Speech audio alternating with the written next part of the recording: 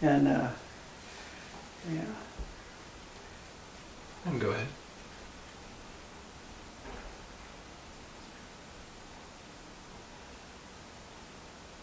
Yeah, Nellie Catherine wasn't one of the, what were they called? I don't think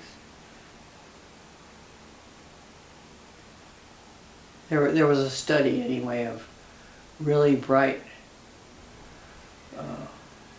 kids at that era, and she wasn't one of them, but she was qualified.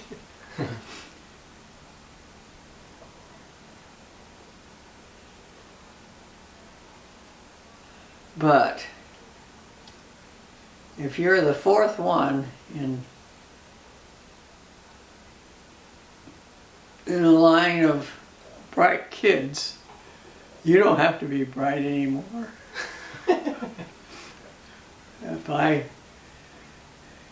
If they asked me a question I didn't know the answer, I'd say, "But I read it," and they'd say, "Well, I guess nobody will get the answer."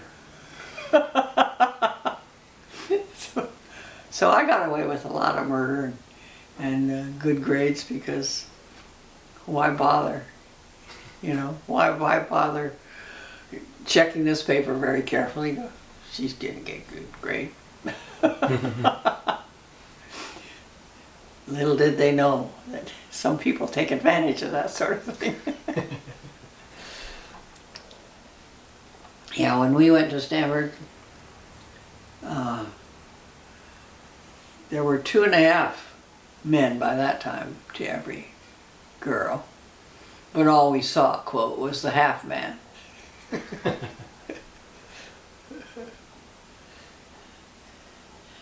They kept you separate? Well, it's just a matter of who's going to date you. Oh, I see. So you want to have a lot of good dates. Is what you really want. So then naturally you study chemistry. You don't study PolySci. My sister studied PolySci, but there's a lot more men in engineering and stuff like that. Is that how you met Grandpa? No, I knew him in high school. Oh.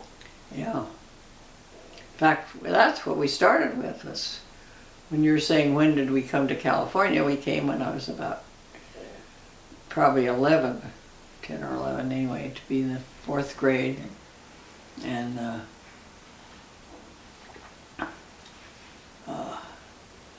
it was just after spring vacation, so they'd all had a vacation and I'd had a vacation, and so we moved very smoothly into school. And I wasn't there very long before they decided I should go into the next half year. Well, here was a book, and here's the math, and somebody had written all the answers in there, and I'd had time to check them before the teacher had called on me. And so I rattled off these numbers. "Oh, you don't belong here. We'll put you in the next class." That was a good thing that they had, was this half-year stuff, because you don't move up so easily now that they don't have half years. Then we did a lot of it, and the half-year kids often had more fun because they were the ones that were moving. And but I do remember that. And then at that time, I guess Ken and I were in the same class. And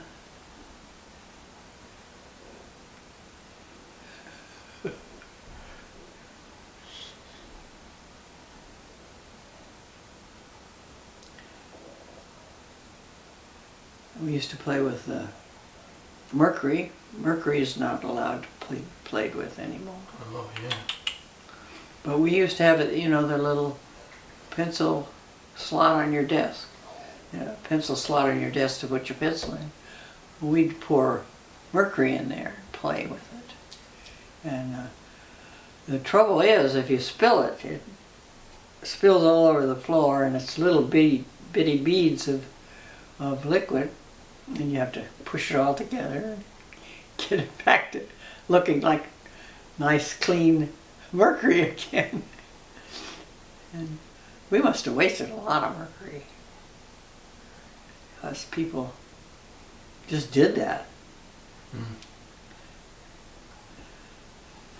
One of the teachers was quite artsy, and she would take the kelp from the beach, you know, the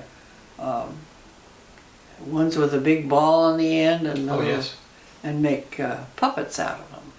Use those heads, and you could, after they were dried, you could manipulate them so you could make them look like people. And so they made a lot of puppets, and we had a lot of plays that we did with puppets.